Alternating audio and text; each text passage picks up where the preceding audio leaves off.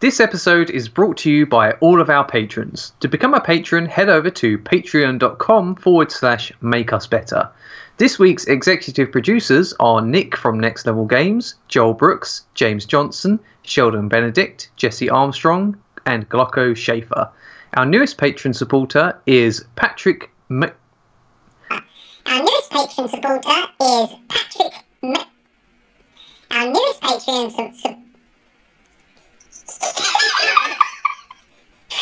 Oh my gosh. Our newest Patreon supporter is Patrick McManera from Nintentalk.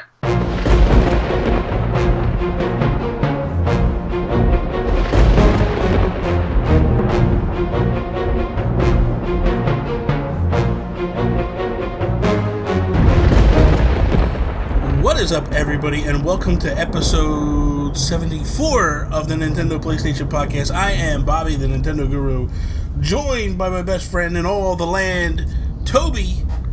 What's up, Toby? What is up, Bobby? I'm creating more editing work for you, unnecessarily. I know you are. I have it all set up so it's nice and easy, but I'm not taking that stuff out. Don't worry about that. Oh, no, don't take that out. No, you're going to stay there. It's all going to stay. People got to understand why you say, like, you got a goofy name. Like, that's, you know, you got a weird name. They're going to hear. It's not a weird name. It's just I was coming up with an excuse why I can't talk properly. So yeah, it's not a weird name. You're just illiterate. It's fine. Yeah. I get it. Yeah, it's true. I'm illiterate. Coming from the land of literacy. I know exactly what you're talking about, man. It's all I was going to say, I might as well live in New Jersey, isn't that right, Bobby? Exactly. You would fit in perfectly. I just got to check something, because you know what, man? I'm sitting here and I'm talking. I'm like, yeah, welcome to episode 74. And I'm like, are we really 74? No, we're not 74, Bobby. We're episode 9 or 11? 11. Holy 11. Crap. That was, so there we go. 74 is if we ran Nintendo. My numbers are all jumbled up. I have a little bit of an excuse.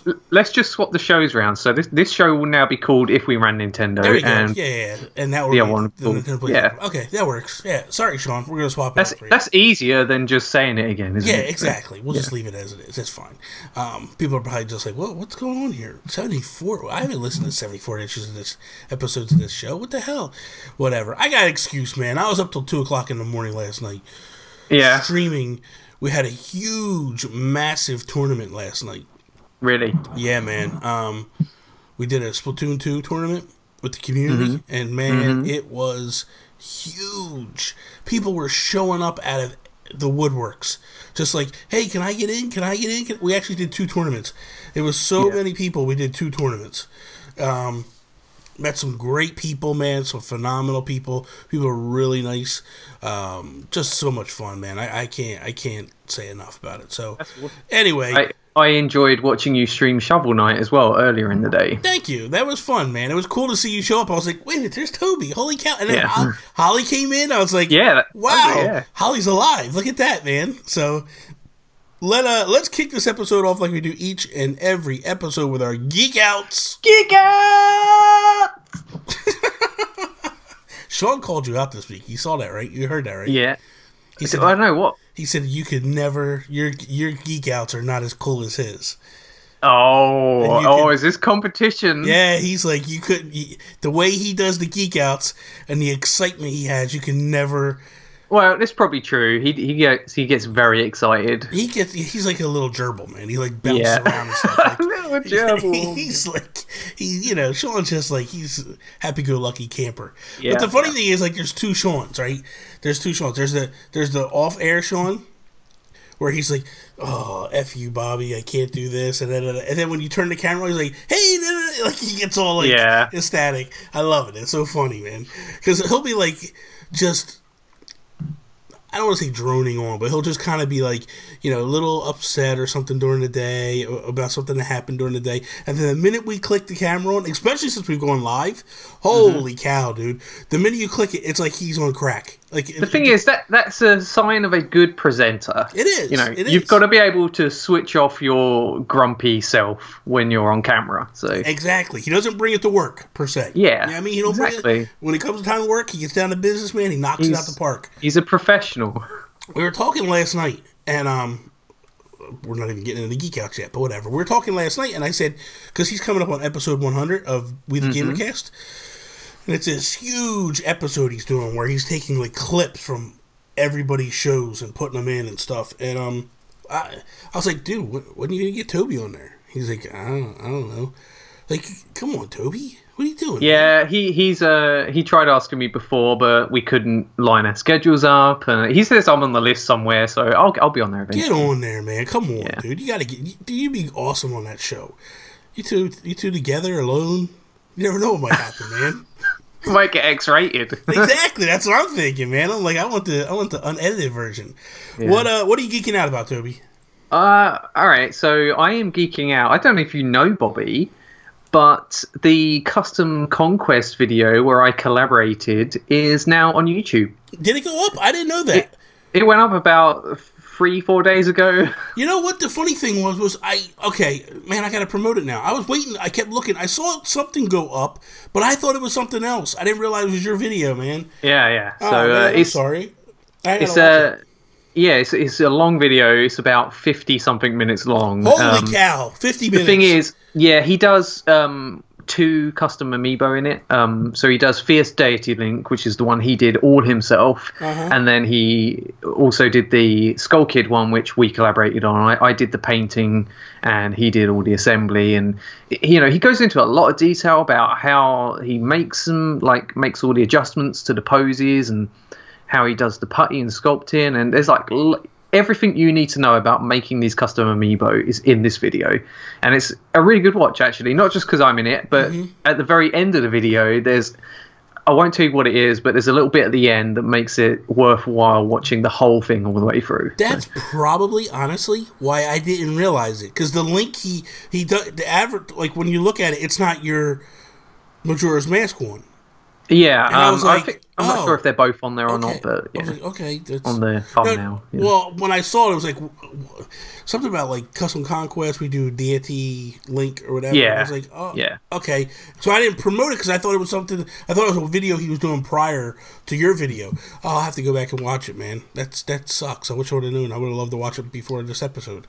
Yeah, because I watched your video you sent me. Yeah, I showed you like my. But that wasn't there was no music. It wasn't finished. It wasn't produced per se. You know what I mean? It wasn't like. It's so funny because he's such a good presenter as well. Like the way he talks to the camera and his energy is really good. And me being British, my voice is a lot different. And when you put them you're one boring. After the other, you're boring as hell. Yeah, I sound really boring. I feel like you're about to fall asleep. Like I know, and I'm like, wow.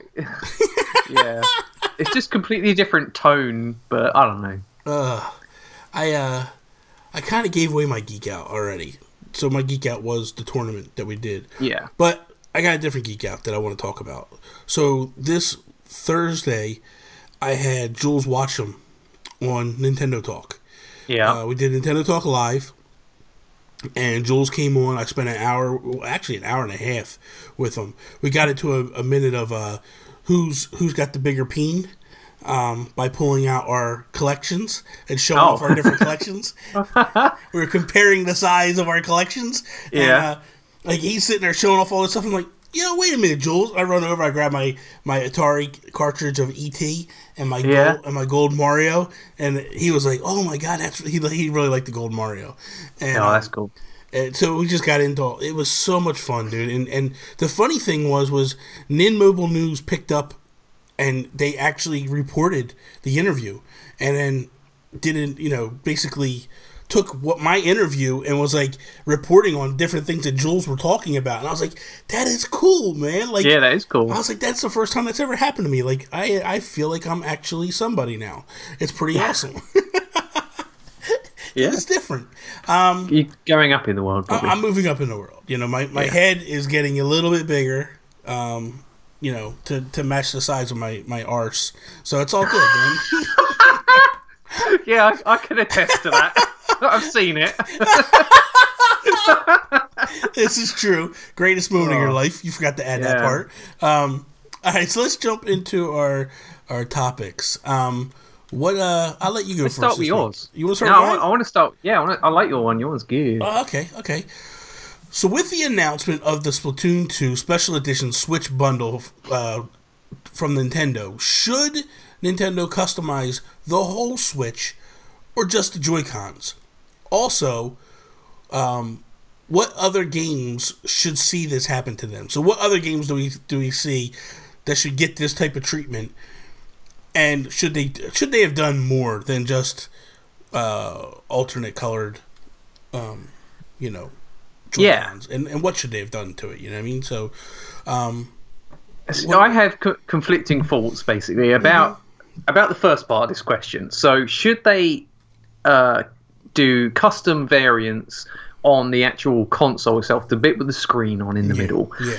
And at first I was like, no, absolutely unnecessary, because most of the screen, like most of the area is taken up by the screen. There's only a thin black area around the edge and the bit on the back, which you don't really see very often. So I think it seems a little bit unnecessary to do anything with that. And also because if they do something with that and you start changing different Joy-Cons in and out, you can end up with some real ugly combinations, you know. So if you have a Splatoon themed centerpiece and then you put on like Zelda, like green Zelda edges with Triforces on them, like that's not going to match very nicely with the paint splats that might be on the back, you know, that sort of thing. So I think it's probably best to just keep the center black. But I love the idea of different Joy-Cons because they go, any variant of that will go with black. And but I agree that they should do more, like not just colors, they should actually theme them in like patterns. So that's the thing, like you just actually talked me out of it, because my thought was, they should have like the back should have been like paint splatters, or kind of like how my Pro Controller is, right? So my Pro Controller here, it actually has like little splats, but it also has like the advertisements for the different clothing stores. Their logos on here and stuff. Like there's a lot of different things added. So I was thinking like, well, that should have been like this. This is how they should have done it. But I didn't think about it like you did. So later on, if you were to buy like a pair of Zelda Joy-Cons or Mario Joy-Cons or whatever it might be, it's not really going to match up well, and it's not going to. So you would basically essentially be stuck with that set of Joy-Cons on your Switch, and you couldn't really swap them out. So that makes sense. That makes a lot of sense. So however, I feel like they need to do a little bit more to the Joy-Cons. They need to add a little flair to them. Like they could have easily put like some splats on it, or they could have done kind of what they did with this, with the Pro Controller, and done a little extra to it, to the Joy-Cons, rather than the pink and the green, and that's it. You know what I mean? So I would probably say agree with you there that they should do. I think across the board we kind of agree on that. Yeah, exactly. And I think a good upcoming game to try out a different variant would be Super Mario Odyssey. Because you can already get red Joy-Cons, right? So instead of just doing a different tone of red to match Mario's hat, they're going to have to do something a bit different to make it stand out. So why not do like either red with some sort of Mario symbol on it, or just do them black with like the red cappy hat with the eyes on it or something. Like mess about with it in some way to theme it. I'll go to two things that I saw that I thought maybe might work. One would be if they were to do something special for this in terms of like where the screen is. I think a solid red across the board would work for Mario. So if the Joy-Cons were the true color red, not neons, and the whole Switch itself was red, and even the dock. And see, that's something we missed out on when we talked about special editions. So let's back it up a second here. That might be the answer. So you leave the screen the way it is, but the dock you should do themed. Meaning the dock should have had paint splats on it and all that stuff. And I know people might be like, well, I don't want that sitting in my living room. Nonsense. A lot of people would like that in their living room. And you give that up to the consumer. That's their option. People already make the little tea cozies that go over the front. The scratch protectors or whatever they are. So there's no reason why they couldn't have done that, per se, and painted that whole thing up. But for the Mario edition, what I would say is do a solid red across the Yeah. board, and even do the dock red. Like do everything red. Maybe put the eyes on the Switch dock rather Yeah. than doing the Switch logo. Yeah. Do the two cappy eyes on it. I think you would still need the Switch logo on there somewhere. Well, you Cause, could put it in the corner, in the bottom right hand corner or something. Oh, You yeah. can do anything. But here's Yeah. the thing. So this was something I saw. Someone did a mock-up of a Pro controller for Mario Odyssey, and the entire controller was white, and the buttons were red, and it was to symbolize the white tuxedos. yeah. White, because this is a wedding story per se. Bowser's wearing a white tuxedo. Mario's wearing a white tuxedo. Like, it would match the amiibo across the board. Like, that to me sounds like a pretty good idea. So if they were to do white Joy-Cons with red buttons, that would be really cool. Honestly, that would be really nice. Yeah. And you know what would be really cool to go with these coloured variants is themes for the actual Switch software. So, like, on the home screen, you could have a Mario Odyssey theme, like the 3DS themes, So I think that would be very cool. That would be cool. I would like that a lot. Yeah. I'm waiting for themes to hit. I know they're going to come because they put them on the 3DS. And honestly, I'm waiting for a lot of updates because the Switch OS has stayed the same. Like, there's been virtually no change. eShop is still very bare bones in its like style. They're adding more and more games to the eShop, but it's becoming harder to navigate. So I think they do need to update that. I think the best store in all of video games was the Wii U eShop. You go in there, they have themed music. I really like the Wii U eShop. Dude, I would literally. There was days where I'd be just bored, and I would just go into the store and sit there and listen to the music and slowly browse everything because the music was so good. It was like, let me just go through and browse everything. See what's all in here, They had that right because they had great music on there. They had what's new, what's popular. They had categories. They had consoles. They had indie game categories. They had loads of stuff. Yeah, it was good. They did that really well. So I would like to see them start to lean a little bit more. I know they went very simplistic in the original design. I'm fine with that, but I would like them to lean back more into the Wii U and put some music in there. Make it interesting when you get there. Like, it felt alive. Like, you go there during Christmas and it was like almost like that Christmassy theme. Like, you would hear like Mario music, but it had kind of like that little jingle bells going in the background of it and stuff. It was nice, man. I liked it. It was really, really well done. Themes would definitely be something I'd be into. Definitely. Yeah. It'd be kind of cool to have something like to change it up a little bit and add some customization to your home screen and all that. Because do you do themes on your 3DS? Only free ones that come with games that I buy. But I got one. The one I have on mine now is SteamWorld Heist because they wound up giving us one, and so I've always had that one in there. I think themes are a little bit expensive though. I think they could be cheaper. They could. Well, of course, everything could be a little cheaper, but yeah, definitely. Let's jump into your topic now. What do you have? All right. So my topic is what is one game franchise, or just a single game that is going to get a sequel that you would take from its original developer and give to a new developer. So what game would that be, and what developer would you give it to? It was a no-brainer for me. No-brainer. Oh, I'm excited. What is this then? Metroid. Metroid. And I would hang on. Go ahead. 2D Metroid, 3D Metroid. Kind of like other M, so I guess it would be 3D. Okay. All right. So it's third. I would go third person style, and I give it to Rocksteady. All right. Because I think Rocksteady could do some serious magic to that game. Like they could. You look at what they did with Batman, with Arkham. Yeah. Batman games were kind of getting dull. All superhero games were starting to get dull, and Rocksteady came in and just knocked it out the park with that first Arkham Asylum game, and then Arkham City. Arkham Knight's really good too. You know what I mean? Like, they've really took it to a new level. So if you look at like how Other M was, it's set into a third person game. I think Rocksteady could really do some amazing work. My first thought was I go Naughty Dog, but then I thought, Naughty Dog's more story driven. Yeah, much more linear design. Yeah, and it's exactly more linear design. Like, you look at what Rocksteady did with Arkham Knight, this huge, massive open world.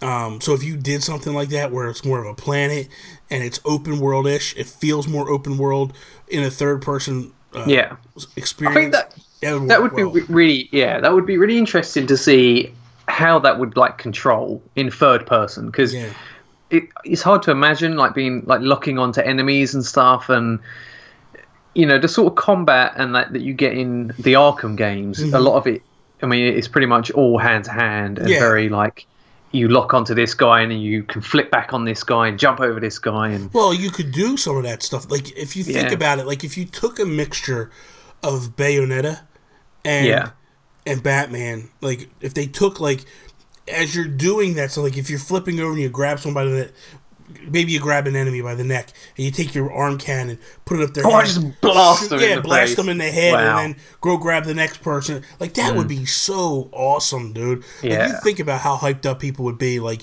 to just go up, grab somebody, slam them against the wall, and then like blast their face, and then the next one's coming. Like you're holding this one up against the wall, you blast its face. The other one's coming up, you turn that way, you blast their face, or you just shoot them in the chest or whatever. Like, dude, you could do so much with that game. I think that's the type, because that's the other thing too. Is like what Metroid in the 2D world, in the 3D world, is kind of lacking is that grit and that battle of a one-to-one battle. Like it's a lot of like arm cannon shooting things and stuff, and like if you could get into and just really start like shooting people and wrecking people and stuff, like it would be so good, man. I was going to say as well that they are so good at boss fights. Like the boss fights in the Arkham games are some of the best in gaming, I think. And absolutely.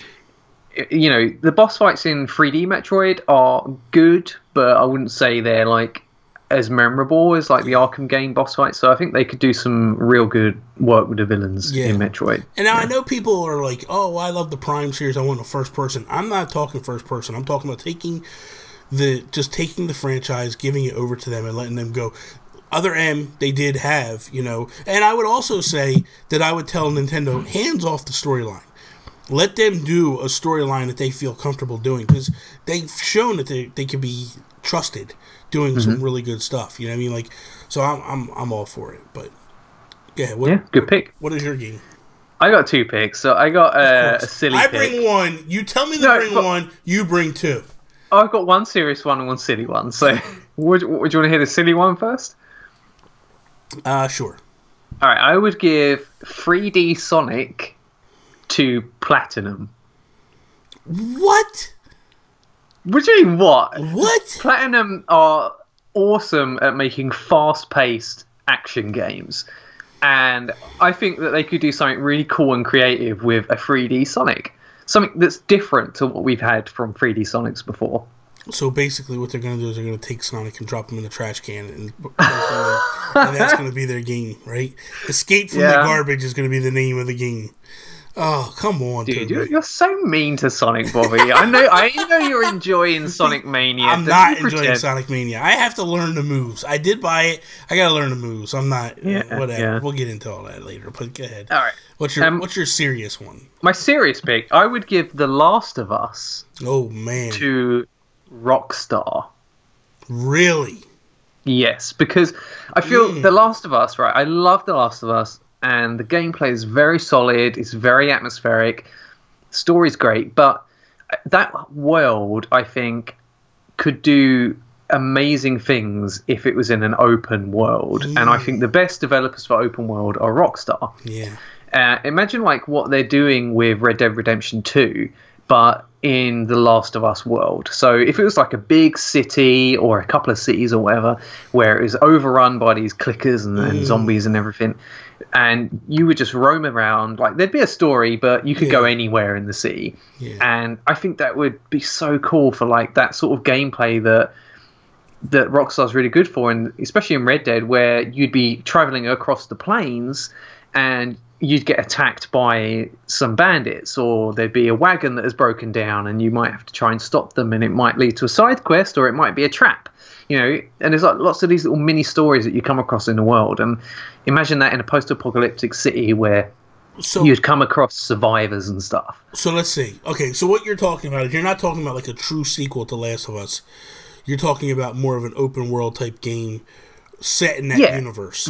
Yeah, so you would have a main character like Joel, and there would, like I say, there would be a story, but it wouldn't be like you've got to transport Ellie from one side of the city to the other, because that wouldn't last very long. It wouldn't be a very big game. Yeah. So it'd have to be some different sort of story that you can weave within. You want to merge the two in some theory. Yeah. Like you want to take the GTA style of like multiple mini missions into this grand big scheme of a storyline and stuff. That's kind of cool, man. That's different. Yeah, that's different. You'd have to have a lot of indoor environments, so it couldn't be exactly like GTA. It'd have to be a bit more in depth, and I think that's where the next GTA is going to head anyway. To have more detail in the indoor places that you can go in. Mm-hmm. So yeah, I think that would be really, really cool. GTA is just so massive. I was thinking as you said that, like, I would probably give GTA to Telltale and let them do like in the Lego universe GTA. All right. No, I'm just kidding. Traveler's Tales, you mean? I thought cause when you said Telltale, I thought you meant like a story based. Telltale, like Warner Brothers, WB. Traveler's Tales. No. Telltale make the Walking Dead games. But they also do. No, that's Traveler's Tales. Oh, I'm sorry, TT. Yeah, you're right. TT, yes, they're both called TT. You're right. Anyway, but no, I'm trying to think. Like, is there anything else that I would do? The one, something when I had Zoink Games on If We Ran Nintendo, and I said to him, like, I had Klaus there, and I said, Klaus, the one question was like, if we ran Nintendo, what game would you give to Zoink Games to make their own? Mm-hmm. What franchise? And Klaus was like, I want 1-2 Switch. And I was like, really? And he's like, yeah, man, give me 1-2 Switch to make. Like, when you think of that type of stuff, like, is there any franchises that you would give to indie developers and let them go loose with? Oh, I don't know. All right, so it took my favorite indie developer would probably be Way Forward.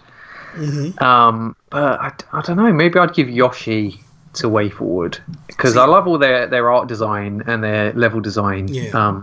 I think they could do something totally different and cool with Yoshi. See, when we had that question, I said to Klaus, I would give them Yoshi because they are really good with creative and weird artistic design, and that's kind of what Yoshi does. Yoshi always is like out there with their designs.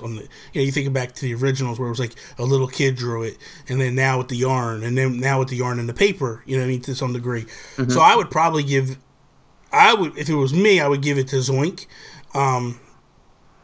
2D Metroid, I would say that I would either give it to Image and Form. Mm-hmm. I don't know. I would probably give 2D Metroid to Image and Form because they did such a good job with. Or I give it to Drinkbox. They would be the two. Maybe Drinkbox because Drinkbox has that unique art style. And that would be kind of cool to see Samus like in that world because that would be kind of cool. I don't know. So we'll see. I think anyone who's listening who has their own ideas about what game they'll give to studio, I'd love to hear that in the comments. I would love to hear what anybody thinks. Like, either tweet it at us or leave it in the comments below, and we'll talk about it and read about it next week, and we'll go over them and stuff. I know I guarantee you, Nick from Next Level Games is watching right now, and he's got like a list of games that he would be like, So just leave them in the comments below, and we'll read them at the beginning of next week's episode, and we'll go that way with it. Let's do a little hot off the presses, shall we? Yeah. I had one and I lost it. You go first. I'll let you go first. All right. So we've got Sonic Mania, best Sonic game in 15 years. 2.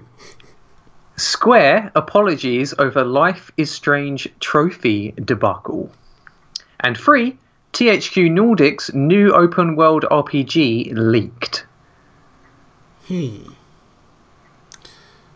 do the Square one. All right, this is interesting. So, Life is Strange Before the Storm had its trophies go up on PSN profiles, and the website Push Square noticed that one of the game's gold trophies is only obtained by completing a bonus chapter called Farewell, and this bonus chapter is exclusive to the game's deluxe edition. Oh. So So that means that you can't actually get the platinum trophy unless you buy the deluxe edition of the game. Oh my god! So they everyone was quite angry about that, and they spoke up about it and messaged Square, and Square got back to them, and they said this was a mistake on our side and not our intention to gate the platinum trophy via the optional bonus episode in the deluxe SKU. We've already started speaking to the first parties about rectifying this. So I don't know if that's their like PR response, like, oh, we messed up, we better fix this quick, or whether that's an actual genuine mistake. But it seems pretty obvious that that would happen if you locked a trophy behind exclusive content like that. That's horrible. That's horrible. Now, I might have missed it when you said it. Are they taking it away? Well, they're trying to rectify it. So the thing is, I don't know how easy that is. Once you've put a trophy in a game and it's all set up on the PlayStation Network, I don't know how hard or easy it is to take that out or not. But they're trying to fix it. Apparently, I wonder how many people just don't buy it because of that. I don't know. I mean, I think. Because I always think, to me, trophies don't matter. I don't care about trophies, and I don't see why anyone would. But I know that there's a huge community out there of people that do love trophies, especially platinum trophies. Yeah. You know, you hear about it all the time on Game Over Greggy and all that. Like those guys love trophies. So I think that if they were to do that, like, I don't see why they would buy the game. Yeah, that's true. Like Tony got her platinum on Fallout, and that was a big drive for her to get the platinum. You know what I mean? Mm-hmm. And for me, it was like, there's a lot of games like I look and go, I like to get the platinum, and then I look at the list, I'm like, yeah, I got no desire to do it. Like, yeah. I mean, so it's a little, everybody's different. You know what I mean? For me, it's cool to see trophies pop, I'll admit. Like, it's cool when they pop sometimes. You're like, oh, I just got a trophy for doing it. That's kind of cool. But a lot of times I just don't give a damn about it, honestly. Like, I think because they've ruined, some degree, some development studios just ruin the fun of it. Like when you're playing a game and it's like, you need to kill 50 enemies with each gun. Like, come on, man. Like, they make it too much grinding, too much work. You know? And it's like, come on, I just stop. Like, it's just stupid, you know. And I don't know, but okay. So my 3 stories are more 2D Metroid games. Splatoon 2 championships in the UK, and Nintendo New York holding Mario Rabbids event. Let's go first one. More 2D games? Okay. Let me just get the story up here. So, Yoshio Sakamoto wants to develop another 2D Metroid game in the future.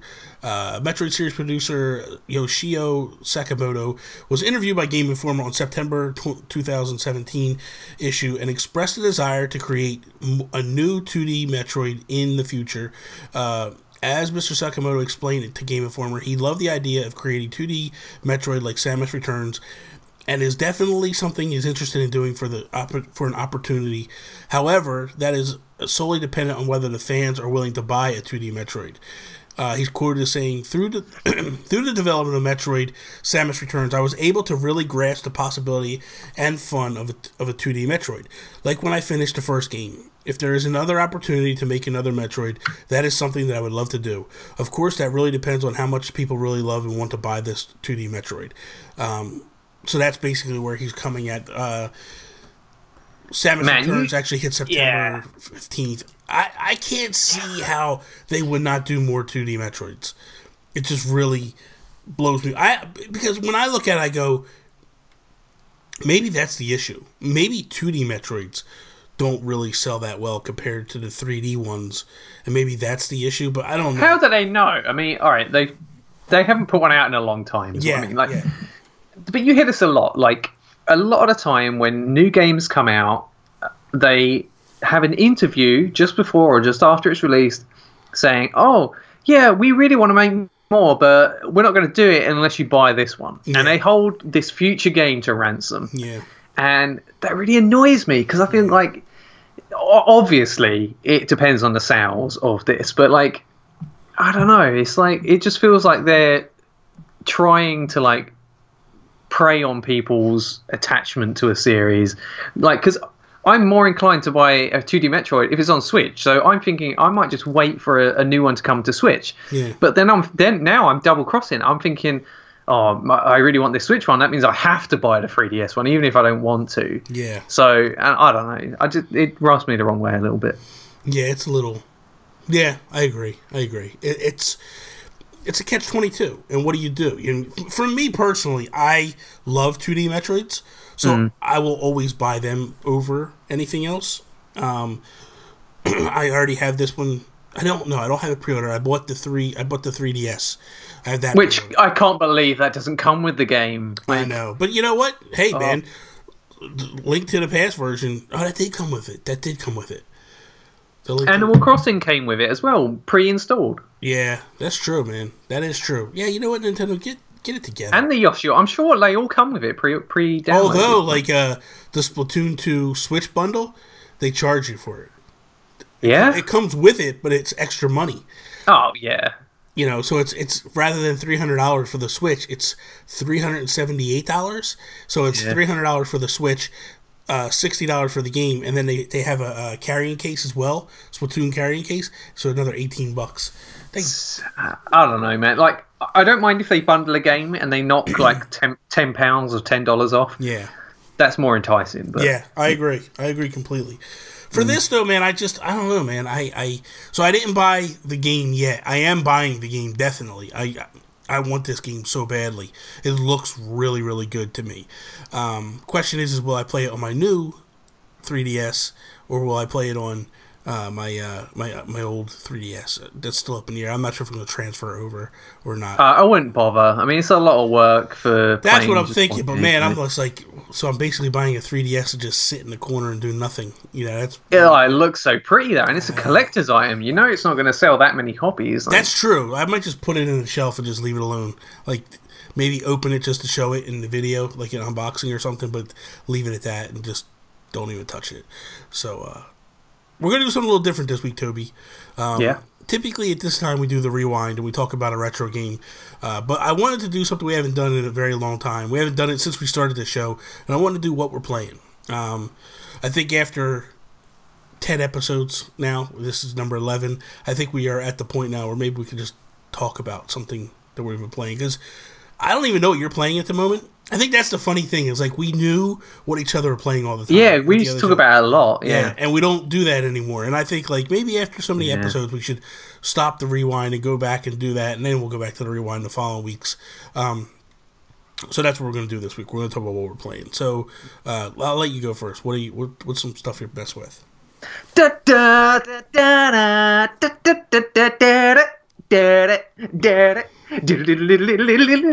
Sonic Mania! Oh yeah! This was a mistake. You know what? We're gonna do the rewind, people, and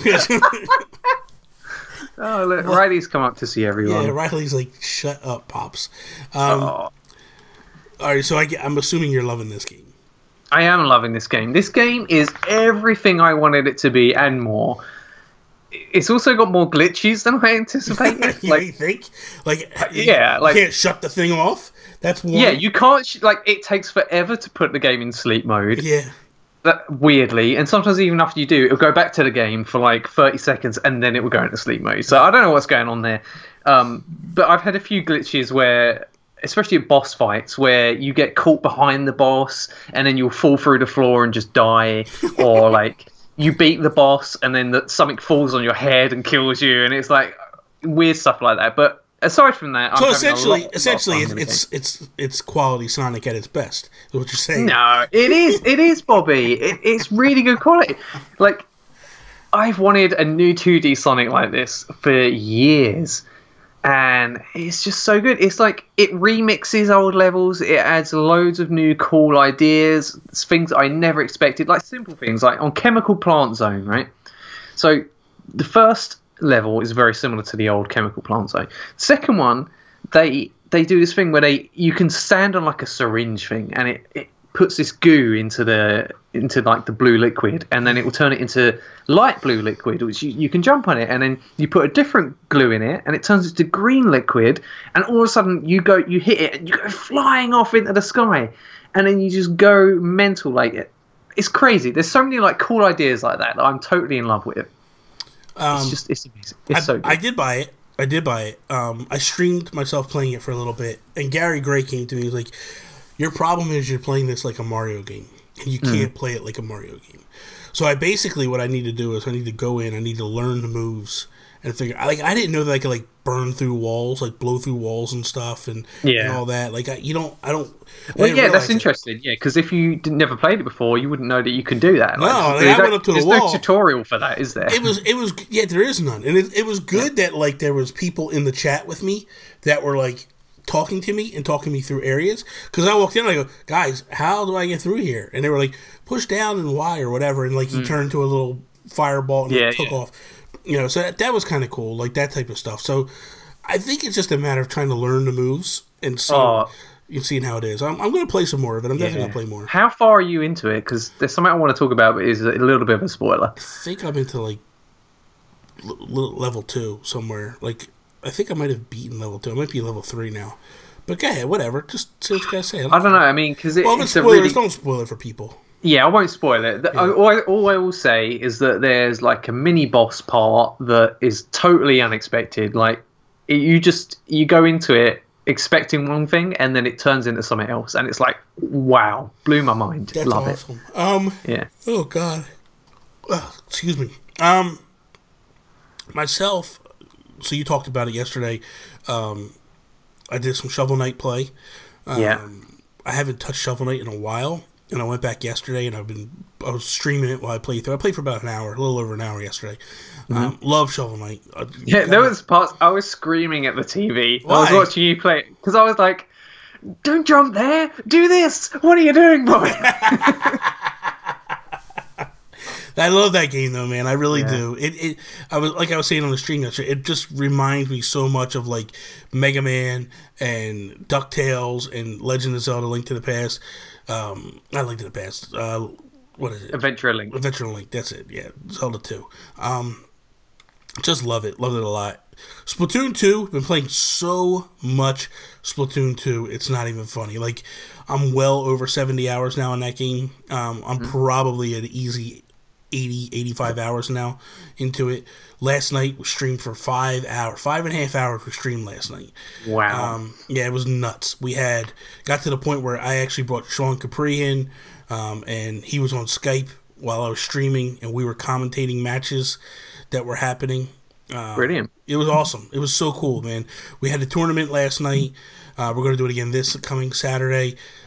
We actually had 2 tournaments. We had so many people showing up when the stream started. I had a solid almost 30 people the entire night watching, commenting, subscribing. Like, it was just nuts. So that was a lot of fun. But, like, man, the community is just so amazing with this game. Like, just every night I log in, I start playing, and, like, everybody just starts coming out of woodworks and joining us and playing. And it's just so much fun, man. It really is. Awesome. I'm trying to think what else I played. Chicken Wiggle. Chicken Wiggle I played. Yeah, I'm still gonna get that. I haven't got it yet. I was too busy playing Sonic. But I tell you what else I'm playing. I'm playing Shantae Half Genie Hero. Oh yeah, I got that too. I got pretty far in that, and then I'm kind of like stuck a little bit. So I'm a little bit stuck as well. I've done like 4 worlds, and I've jumped back into various worlds. I'm the same. You go back in and you meet all these new characters and unlock new areas in the worlds, but it doesn't necessarily push you forward. Like I'm missing something to give to one of the NPCs in town, and I don't know where it is. Me too. And I'm what do I do here? So but I really love the game because the transformations are just so good. Like I don't like spiders, but being able to turn into a spider and web up onto the ceiling and walk along, that's just really cool. Now, have you played Blaster Master Zero since they updated it with Shantae? Not since they've updated it. I'm kind of curious how they. She's paid DLC, I think. I thought she was free for if you bought it by a certain point. All right, I might already have it then because I got it almost straight away. So. Yeah, so I just don't know how to get them to play with them. I got to figure that out too. I don't know because Shovel Knight's in it as well. I like to play with him. I'm trying to think if there's anything else I played. Mutant. Mud's Masher, I was playing that a little bit. That's the phone one, right? That's the phone one. But I'm really excited for Mutant Muds on the Switch. Like, I can't wait for that. I love that game. That game is Man, so good. it's so funny the way all these indie developers just tweet a picture of their game on a Switch. Yeah. And everyone blows up. Like, that's the way to announce your game. Yeah, It's just take a photo on Twitter. Like, yeah, here's it is on the Switch. Like, if people flip out, it's so funny, man. It's so funny. Oh my god, dude, my mind's going blank. Now that I'm thinking, is there anything else you're playing, or is that it? You just playing those? just still playing a bit of Banjo-Kazooie every now and then on my Xbox. Yeah. I haven't heard Zelda Breath of the Wild in any of that conversation. Yeah, I'm not playing that at the moment. What are you doing with your life, man? Oh, man. You're horrible. Horrible, man. Horrible. So, that is all. Thank you guys for listening to us on iTunes, dayspace.com, Google Play, all that good stuff. Checking us out, the video version on youtube.com. Be sure to check out our Patreon at patreon.com/makeusbetter. New video coming from me very soon. I finished it and I'm going to send it to Bobby and he's going to upload it. So look out for that. That's awesome. Yeah, we're going to do the new video. And Toby is actually messing with Discord a little bit. He's going to do more. He's going to be there more. Hang out. You'd be surprised how awesome the community is, man. We're growing very quickly in that community. So, if you would like to join us in Discord, the link is in the comments below of wherever it is. Wherever you're watching or listening, you can check it out and go to the Discord server and join us. We have breakouts. Like, everybody has their own individual channels. So, like, this podcast has its own channel. So if you want to go talk about this particular podcast, you can jump in, talk about it. You want to talk about sounds complicated, It's Bobby. not complicated. It's not. It's a forum. It's a message board. It's complicated for you because you won't go check it out. Actually, that's interesting. I never thought of it like a forum, because I understand forums, how you get different threads and there's different parts of the forum for different topics. Yeah, that's what it is. So if I think of it so more what it like is, that, we have the general chat where we all just talk and hang out. And then when you click to the left and you go over, well, then you have like a whole bunch of different sections. So it's like a live forum. Yes. So that's the best description. I understand it now, Bobby. I never understood it before. It's a live forum with chat options, because you can actually go on voice. They're working on video. That's coming next. It's fun, man. It really is. It's really good. Anyway, you can check that out. That is all. Peace out, Preston. Bye-bye. One of these days you'll get a good ending. Yeah, one of these days. One of these days.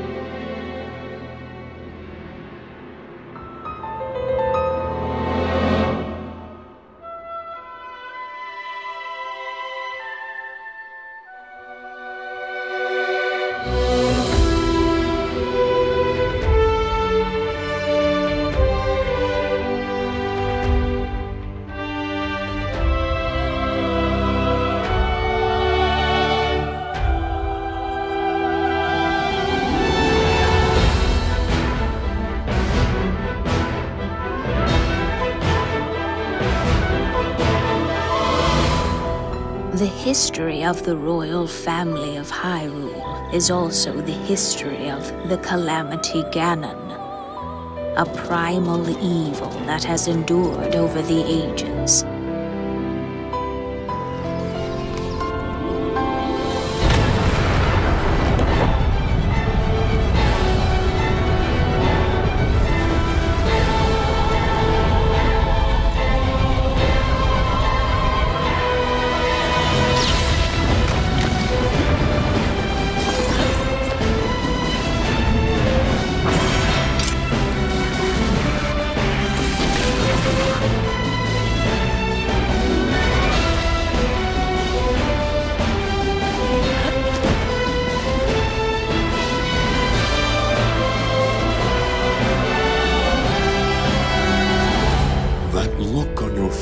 Tells me that you have no recollection of me, however. I think you are now ready. ready to hear what happened 100 years ago.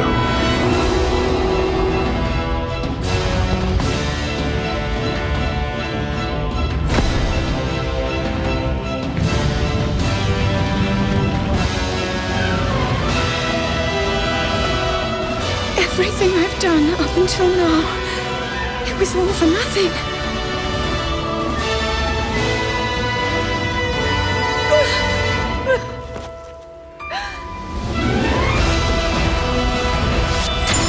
Here it comes!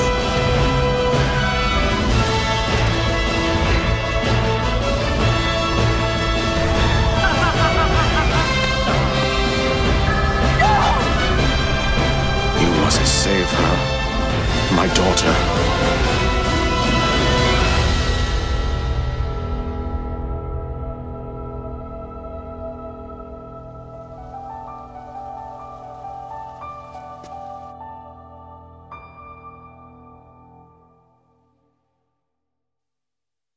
Open your eyes.